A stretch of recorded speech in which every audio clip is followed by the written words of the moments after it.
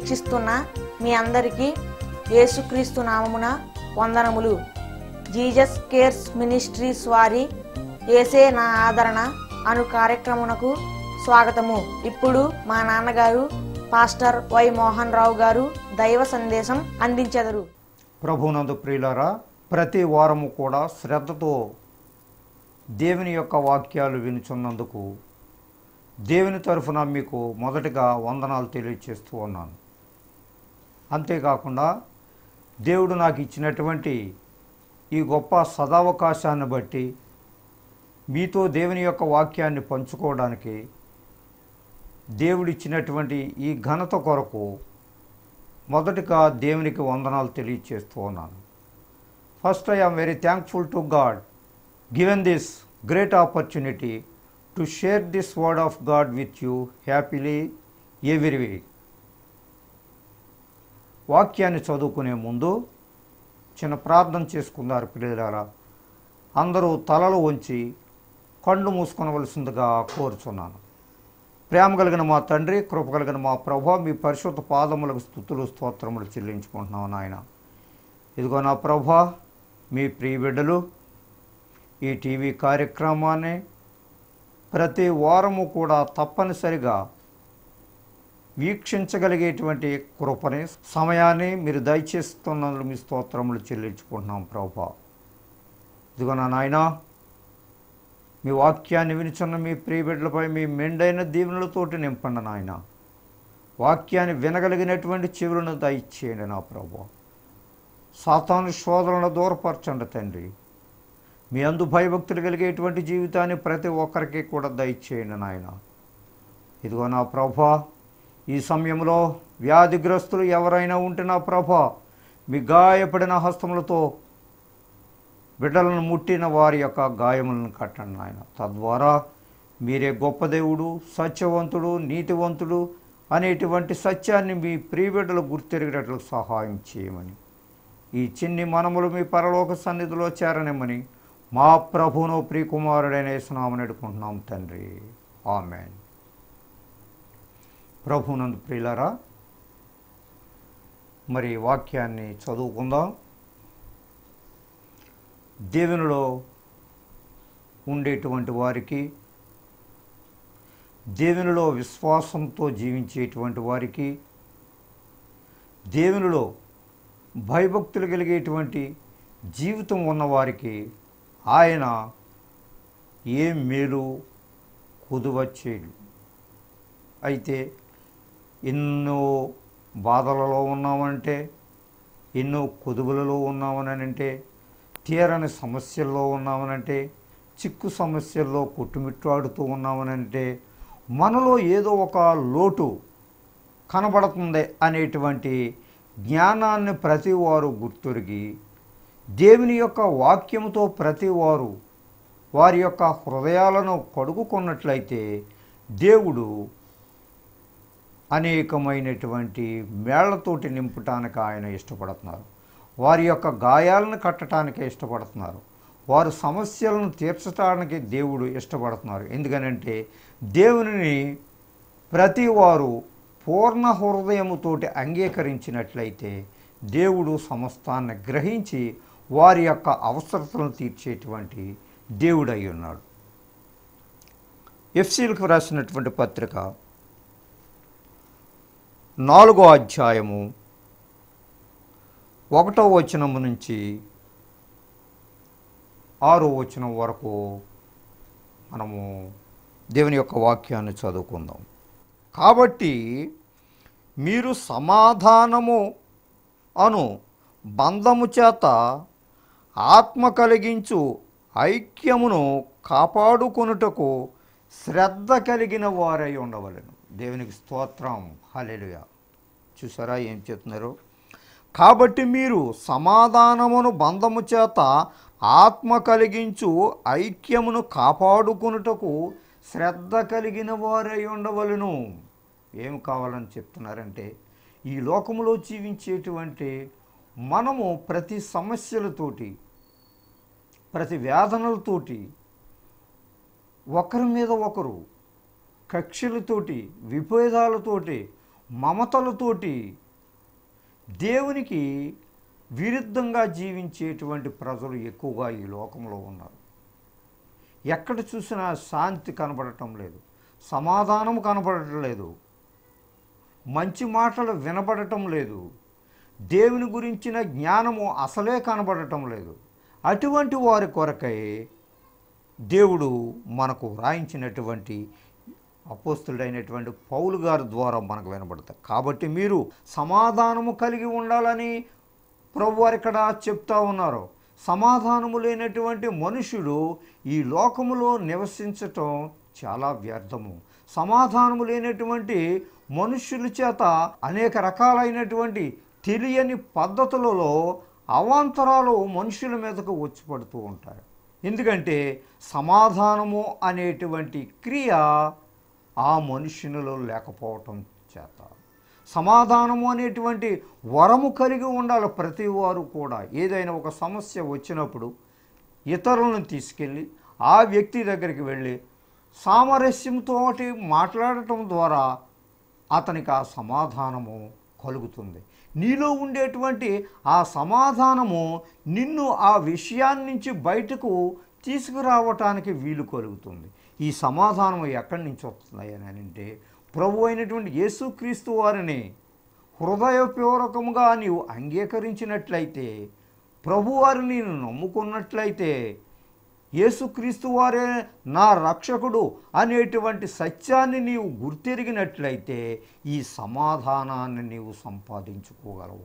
సమాధానం అనేటువంటిది చాలా గొప్ప వరము. ఈ సమాధానం అనేటువంటి బంధము చేత ఆత్మ కలిగించు ఐక్యమును కాపాడుటయందు. ఈ సమాధానం అనేటువంటిది ఆత్మలో నుంచి వస్తుంది. ఇది పైకి నటిస్తే వచ్చేటువంటిది కాదు. ప్రభువారిని అంగీకరించినటువంటి ప్రతి వ్యక్తికి కూడా సమాధానం అనేటువంటి వరాన్ని దేవుడిస్తాడు. ఆ సమాధానముతోటి ప్రతి వారిని కూడా నీవు జయించగలగటానికే ఆస్కారము కలుగుతుంది. అంతేకాదు ఈ సమాధానం ఏం చేస్తుందంట, ఐక్యాన్ని కాపాడుటయందు. సమాధానం అనేటువంటిది ఐక్యాన్ని కాపాడుతుంది, ఐకమత్యాన్ని పెంపొందింపజేస్తుంది. ఒకరినొకరు ఐక్యపరుచుకోవడానికి, మంచి మాటలతోటి ప్రభువారిని హెచ్చించడానికి, మంచి మాటలను ఎల్లప్పుడూ కూడా ప్రభువారి గురించే మాట్లాడటానికి, ఐక్యంతో ప్రార్థించటానికి, ప్రతి వారు చేతులు కలిపి ఆయన సన్నిధిలో మోకరించి ప్రార్థన చేసుకోవడం ద్వారా శాంతి సమాధానం ఏర్పడుతుందని ప్రభువారు మనకి ఇక్కడ తేటతెల్లముగా చెప్తా ఉన్నారు. ఈ ఐక్యాన్ని కాపాడుటయందు శ్రద్ధ కలిగినటువంటి వారై ఉండవలెను. ఈ ఐక్యాన్ని మనము కాపాడుకోవాలి, ఐకమత్యాన్ని మనం పెంపొందింప చేసుకోవాలి. ఐకమత్యం ఎక్కడి నుంచి వస్తుందయ్యానంటే ప్రభువుని నిండారుగా నీవు సేవించినప్పుడు, ఈ బైబిల్ గ్రంథంలోనే ఉండేటువంటి మాటలను విని లేదా చదవటం ద్వారా దేవుని గురించినటువంటి ఎక్కువ జ్ఞానాన్ని సంపాదించటం ద్వారా నీకేం కనపడుతుందంటే ఐకమత్యము కనపడుతుంది. ఐకమత్యము కలిగినటువంటి జీవితము నీకు ఏర్పడుతుంది. అది శ్రద్ధ కలిగినటువంటి వారే. ఈ ఐకమత్యాన్ని గురించి శ్రద్ధతోటి నువ్వు ఇవన్నీ విషయాలని కూడా ఆలోచించగలిగినటువంటి శక్తి నువ్వు సంపాదించుకోవాలి. ఈ ఐకమత్యం ఎప్పుడు ఉంటుందా అంటే ప్రతి వారు కూడా దేవునిలో నిమగ్నమై ఆయన ప్రార్థించటం ద్వారా, మంచి కార్యక్రమాలు నీవు చేయటం ద్వారా, దేవుని గురించి ఎల్లవేళలా కూడా నీవు మాట్లాడటం ద్వారా, ఆయన్ని ఘనపరచటం ద్వారా, దేవుని గురించి కీర్తించటం ద్వారా ఈ ఐకమత్యం అనేటువంటిది వస్తుంది. ఐకమత్యం అంటే నలుగురు కూడి మంచి మనసుతోటి మాట్లాడుకోవడం ద్వారా ఆ మంచి మనసు ఏర్పడుతుంది. ఈ ఐకమత్యం కలిగినటువంటి వారే ఉండటానికి ప్రయత్నం చేయాలని దేవుడు చెప్తా ఉన్నాడు. కాబట్టి ఇటువంటి ఐకమత్యము లేనటువంటి వారు దేవుని యొక్క మాటలను శ్రద్ధగా విని దేవుడు చెప్పేటువంటి వాక్య ప్రకారముగా నడుచుకున్నట్లయితే ఈ ఐకమత్యం నీకు ఏర్పడుతుంది. అంతేకాదు ప్రేమతో ఒకరినొకడు సహించుకొనుచు. చూసారా, ప్రేమతో ఒకరినొకడు సహించుకొనుచు. ఈ లోకంలో నివసించేటువంటి మనము ఏదో రకమైనటువంటి సమస్యలతోటి మనము సతమతమవుతూ ఉంటాం. అయితే ఈ సమస్యలని తీర్చుకోవాలి అని అంటే ఒకళ్ళ మీద ఒకళ్ళకి దెబ్బలాడుకోవడం ద్వారా ఈ సమస్యలు తీరిపోవు. ప్రేమ కలిగినటువంటి వారిని అక్కడ నిలబెట్టి ప్రేమ కలిగినటువంటి మాటలతో, దేవుని యొక్క ప్రేమ కలిగినటువంటి మాటలతో ఆ సమస్యల నుంచి మనము విడుదల అవ్వటానికి ఆస్కారం కలిగి ఉంటుంది. ఆ సమస్యలను ఎటు చూసినా సరే నీలో నుంచి పోవాలి అని అంటే, ఆ సమస్యలను పరిష్కరించుకోవాలనంటే మొదటగా నీవేం చేయాలని అంటున్నారు దేవుడు ఇక్కడ? శాంతి సమాధానము కలిగి ఉండాలి. శాంతి సమాధానం కలిగి లేకపోతే ఏ విధమైనటువంటి సమస్యని కూడా నీవు తీర్చుకొనలేవు. తీరవై ఇంకా సమస్యలు ఎక్కువైపోతూనే ఉంటాయి. అయితే ప్రేమతో ఒకరినొకడు సహించుకొనుచు మీరు పిలువబడిన పిలుపునకు తగినట్లుగా దీర్ఘశాంతముతో కూడిన సంపూర్ణ వినయముతోనూ, మరలా సంపూర్ణమైనటువంటి వినయము. చూసారా, శాంతిని గురించి చెప్పారు, సమాధానాన్ని గురించి చెప్పారు, ప్రేమను గురించి చెప్తా ఉన్నారు. మరలా ఏమంటున్నారంటే సంపూర్ణమైనటువంటి సాత్వికముతోనూ వినయము కలిగినటువంటి మనముతోటి, సంపూర్ణ వినయముతోటి. ఈ వినయం అనేటువంటిదే మనుషుల దగ్గర కరువైపోతూ ఉన్నది.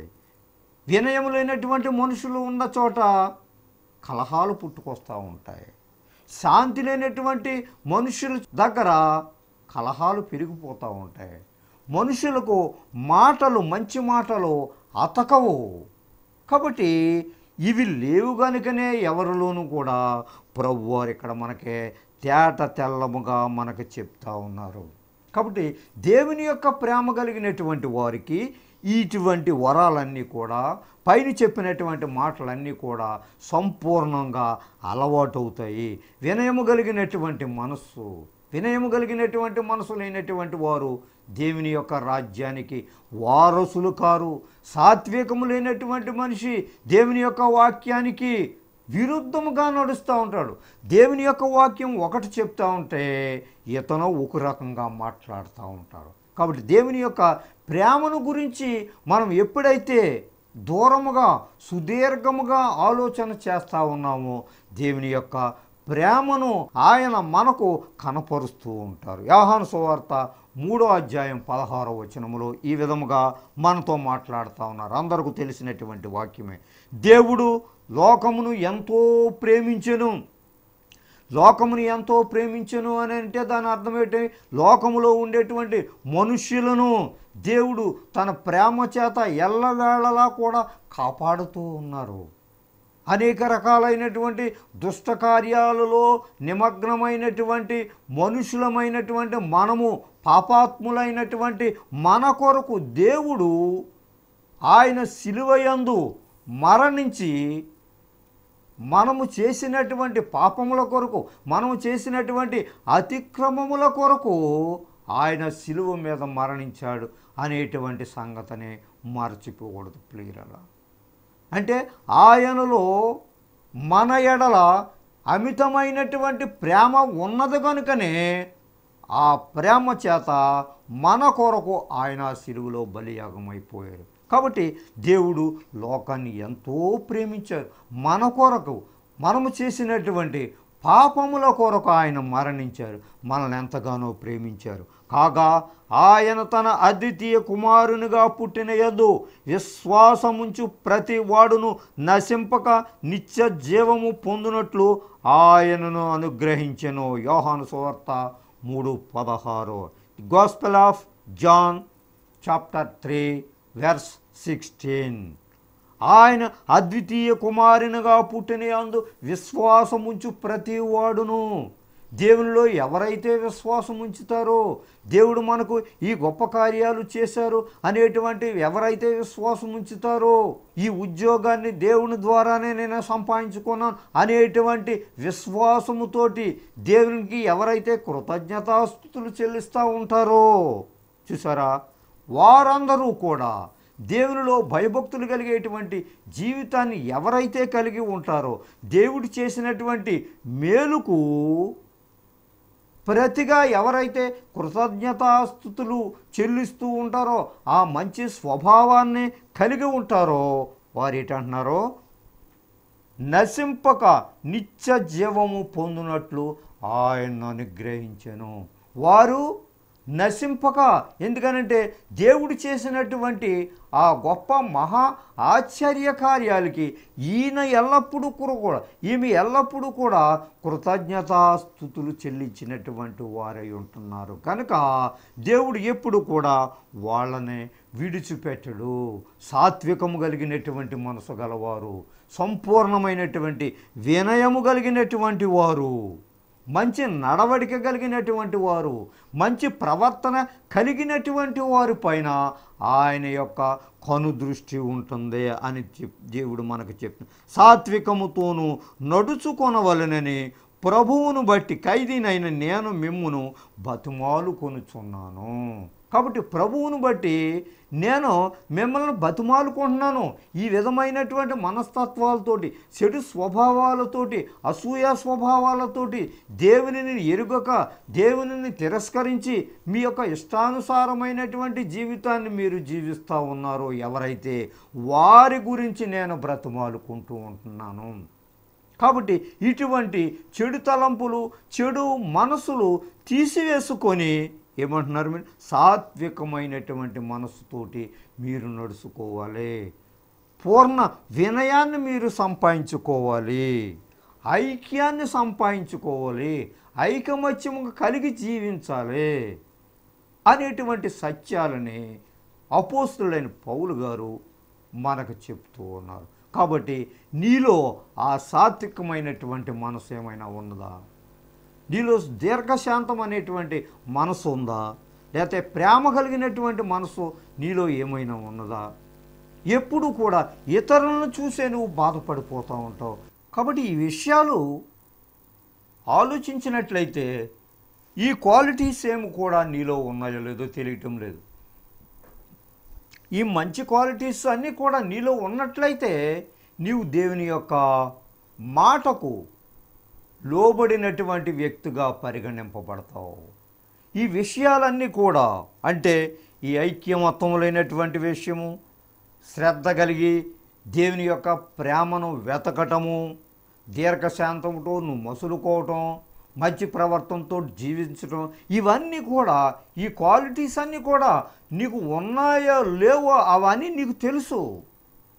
ఈ క్వాలిటీస్ ఉన్నటువంటి వ్యక్తి అయితే దేవునిని నీవు నిండారుగా ప్రేమించగలుగుతావు. దేవునిని మనుషుల పట్ల నిండారు కలిగినటువంటి ప్రేమ కలిగి జీవిస్తూ ఉంటావు. కానీ ఈ లోకంలో నీవు ఆ విధమైనటువంటి పనులు చేసినటువంటి వ్యక్తువుగా కనబడటం లేదు. ఎదుటివారి యొక్క ఔన్నత్యాన్ని, ఎదుటివారి యొక్క ఉన్నతమైనటువంటి స్థానాన్ని చూసి నీవు ఓర్వలేకపోతున్నావు.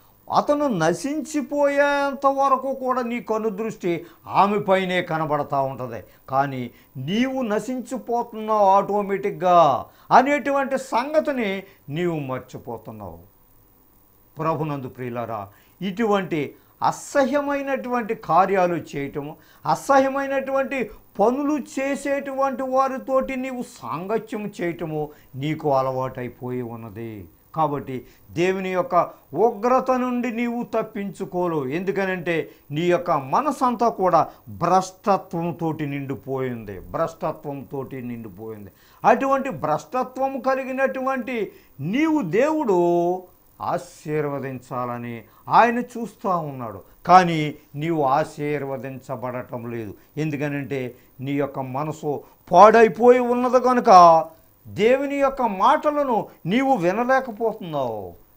దేవుని యొక్క భక్తులను నీవు చెడగొట్టడానికి ప్రయత్నం చేస్తున్నావు. వాళ్ళ యొక్క సంసారిక జీవితంలో అనేక రకాలైనటువంటి లింకులు పెట్టి నీవు సంతోషిస్తూ ఉన్నావు. కానీ ఒక రోజున నీవు విచారకరమైనటువంటి వార్తను నువ్వు నీ చెవులారా వింటావు.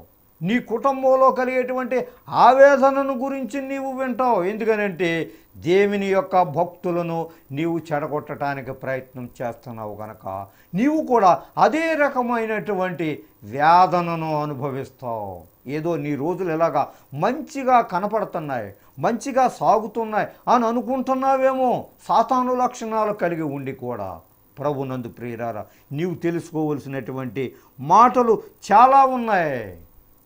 నీవు ఆశీర్వదించబడాలని అంటే దేవుని నీవు సక్రమమైనటువంటి మనసుతోటి నీవు మసులుకోవలసినటువంటి బాధ్యత నీకు ఉన్నది. శరీరం ఒక్కటే, ఆత్మ ఒక్కటే. ఆ ప్రకారమే మీ పిలుపు విషయమై ఒక్కటే నిరీక్షణ అందుండుటకు పిలవబడితిరి. ఆ నిరీక్షణ, దేవుడిచ్చేటువంటి నిరీక్షణ, నీవు ఆయన ఇచ్చేటువంటి బహుమానం కొరకు నిరీక్షించేటువంటి స్వభావం నీ ఉండాలి. అటువంటి నిరీక్షణ లేనటువంటి మనసు నీలో సతమతమైపోతుంది, ఉప్పొంగిపోతూ ఉంది నీ యొక్క మనసు దేవునికి వ్యతిరేకముగా. కాబట్టి దేవుని ద్వారా నీవు ఆశీర్వాదాలు నీవు పొందుకోలేవు. సామెతల గ్రంథము 15వ అధ్యాయము 9వ వచనములో ఈ విధంగా మనతో మాట్లాడుతూ ఉన్నారు. Proverbs chapter 15 verse 9. భక్తిహీనుల మార్గము యెహోవాకు హేయము, నీతిని అనుసరించి వారిని ఆయన ప్రేమించును. దేవునికి స్తోత్రం, హల్లెలూయా. ఇక్కడే చెప్తా ఉన్నారు, నీ యొక్క మనసు ఎటువంటిదో, నీవు దేవునిలో ఎంతగా నీవు నివసిస్తూ ఉన్నావో, దేవుని యొక్క మాటలకు ఎంత ప్రాధాన్యతనిస్తున్నావో ఇక్కడే నీకు అర్థమవుతుంది. భక్తిహీనుల మార్గము యెహోవాకు హేయము. ఇటువంటి సంసారం నీవు పాడు చేయటం, మంచిగా నీ ఎదుట బ్రతుకుతున్నటువంటి మనుషులను చూసి నీవు వారవలేకపోవటము, నీ పరిస్థితి అంతా ఆ విధముగానే కనపడుతుంది. నీవు కూడా పాడైపోయేటువంటి దినము ఒకానొక రోజున ఉన్నదనేటువంటి సంగతిని నీవు మర్చిపోకూడదు. అందరినీ ఆశీర్వదించేటువంటి మనసు నీకు ఉన్నట్లయితే దేవుడు కూడా నిన్ను ఆశీర్వదించడానికే ఆయన సిద్ధంగా ఉన్నారు. నీతిని అనుసరించి వారిని ఆయన ప్రేమించును. నీవు ఎప్పుడైతే నీతి కలిగిన మాటలు చెప్తావో, ఎప్పుడైతే దేవుని గురించి ప్రతి వారితోటి నీవు విన్నవిస్తూ ఉంటావో, దేవుని యొక్క వాక్యాలని ప్రతి వారికి శ్రద్ధగా నేర్పిస్తూ ఉంటావో, ఆయన గురించి చేసినటువంటి బోధలలో ఉండేటువంటి విలువలను ఇతరులకు ఎంత మాత్రంగా నీ ద్వారా చూపిస్తూ ఉంటావో, దాన్ని చూసి దేవుడు నిన్ను హర్షిస్తారు. ఆయన నిన్ను ప్రేమిస్తున్నారు గనక నీవు కూడా ఆయన్ను ప్రేమించేటువంటి మనసుతో ఉన్నట్లయితే దేవుడు నిన్ను ఆశీర్వదించబోతున్నారు. ఆశీర్వాదాలు నీకు లేవనంటే, నీ కుటుంబంలో ఆర్థిక ఇబ్బందులు కలిగి ఉంటున్నావంటే, నీ కుటుంబంలో సతమతమవుతూ ఉంటున్నావంటే, నీవు శాంతి కలిగి లేనటువంటి జీవితాన్ని జీవిస్తూ ఉన్నావంటే ఏమున్నది నీలో? దేవుని యొక్క మాటలు లేవు, దేవుని యొక్క ప్రేమ నీలో లేదు. దేవునికి వ్యతిరేకమైనటువంటి జీవితంలో నీవు నిండారగా జీవిస్తున్నావు కాబట్టి నీ జీవితము అంతంత మార్గముగానే కనపడుతుంది. కాబట్టి నీవు మంచి జీవితాన్ని జీవించినట్లయితే, మంచి మనసుతోటి దేవుని నీవు అంగీకరించినట్లయితే దేవుడు నిన్ను ఆశీర్వదించడానికే ఆయన సిద్ధంగా ఉన్నారు. అటువంటి కృప దేవుడు మనందరకు దయచేయనుగాక. రోమేలకు రాసిన పత్రిక 12వ అధ్యాయము 3వ వచనం నుంచి 10వ వచనం వరకు ఇలా రాయబడి ఉన్నది. తన్ను తాను ఎంచుకొన తగిన దానికంటే ఎక్కువగా ఎంచుకొనక, దేవుడు ఒక్కొక్కనికి విభజించి ఇచ్చిన విశ్వాస పరిమాణ ప్రకారము తాను స్వస్థ బుద్ధి గలవాడొకటకై తగిన రీతిగా తన్ను ఎంచుకొనవలనని నాకు అనుగ్రహింపబడిన కృపను బట్టి మీలోనున్న ప్రతివానితోనూ చెప్పుచున్నాను. ఒక్క శరీరములో మనకు అనేక అవయవములుండినను ఈ అవయవములన్నింటికీ ఒక్కటే పని ఎలాగూ ఉండదో, అలాగే అనేకులమైన మనము క్రీస్తులో ఒక్క శరీరముగా ఉండి ఒకనికొకరము ప్రత్యేకముగా అవయవములమై ఉన్నాము. మనకు అనుగ్రహింపబడిన కృప చొప్పున వేర్వేరు కృపావరములు కలిగిన వారమై ఉన్నాము గనుక, ప్రవచన వరమైతే విశ్వాస పరిమాణము చొప్పున ప్రవచింతము, పరిచర్య అయితే పరిచర్యలోను, బోధించువాడైతే బోధించుటలోను, హెచ్చరించువాడైతే హెచ్చరించుటలోను పని కలిగి ఇందుము. పంచిపెట్టువాడు శుద్ధ మనసుతోనూ, పై విచారణ చేయువాడు జాగ్రత్తతోనూ, కరుణించువాడు సంతోషముతోనూ పని జరిగింపవలెను. మీ ప్రేమ నిష్కపటమైనదై ఉండవలెను. చెడ్డదానిని అసహించుకొని మంచిదానిని హత్తుకొని ఇండుడి. చిన్న ప్రార్థన చేసుకున్నారు ప్రియులారా. అందరూ కళ్ళు మూసుకొనవలసిందిగా కోరుచున్నాను. కృప కలిగిన మా యేసయ్య, అవును ప్రభువా, ఈ లోకంలో జీవించేటువంటి చాలామంది నా ప్రభువా మీకు విరుద్ధముగా వారి యొక్క యవనేచ్ఛలకు లోనై వారి యొక్క జీవితాలను పాడు చేసుకుంటూ ఉన్నారు నాయన. ప్రతి ఒక్కరితో మీరు మాట్లాడండి ప్రభువా. మిమ్మల్ని తెలుసుకోవాలనేటువంటి ఆశ కలిగినటువంటి జ్ఞానాన్ని వారికి దయచేయండి నా తండ్రి. ఇదిగో ప్రభా, ప్రతి వారు కూడా మీ అందు భయభక్తులు కలిగేటువంటి జీవితాన్ని వారికి ప్రసాదించండి. మంచి హృదయాలను ప్రతి ఒక్క బిడ్డకు దయచేయండి నాయన. ఇదిగో నా ప్రభువా, ఈ సందర్భంలో ఈ టీవీ ముందు కూర్చొని మీ ప్రజలపై మీ మెండైలతో దీవెనలతోటి నింపండి. వ్యాధిగ్రస్తులను ముట్టండి నాయన. వారి యొక్క గాయములను కట్టండి నాయన. ప్రతి వారు కూడా మీ అందు భయభక్తులు కలిగేటువంటి జీవితాన్ని ప్రసాదించమని, ఈ చిన్ని మనములు మీ పరలోక సన్నిధిలో చేర్చుకోమని మా ప్రభువును ప్రియకుమారుడైన యేసునామమున వేడుకుంటున్నాం తండ్రి. ఆమేన్. మన తండ్రి అయిన దేవుని ప్రేమ, కుమారుడైన యేసుక్రీస్తు వారి యొక్క కృప, పరిశుద్ధాత్మ యొక్క అన్యోన్య సహవాసము మనకును ఆయన నమ్మిన బిడ్డలకును, ముఖ్యముగా ఈ టీవీ ముందు కూర్చొని మీ వాక్యాన్ని వినిచున్న మీ ప్రజలపై మీ మెండైన దీవెనలతోటి నింపుముగాక. Amen. God bless you all. మీ అందరికీ నా వందనములు. దైవ సందేశం విని దీవెనలను పొందారని నమ్ముచున్నాము. సలహాలకు, సందేహాలకు, ప్రార్థనల కొరకు మమ్ములను తప్పక సంప్రదించండి. మా చిరునామా పాస్టర్ వై మోహన్ రావు గారు, Jesus cares ministries, Dommeru post 534351, Kovvur మండలం, west Godavari district, Andhra Pradesh, S India. మా phone number 9652128511. Our email address mohany7@yahoo.com. మా చిరునామా పాస్టర్ వై మోహన్ రావు గారు, Jesus cares ministries, Dommeru post 534351, Kovvur మండలం, పశ్చిమ గోదావరి జిల్లా, ఆంధ్రప్రదేశ్, ఎస్ ఇండియా. మా ఫోన్ నంబర్ 9652128511. మా ఈమెయిల్ అడ్రస్ mohany7@yahoo.com.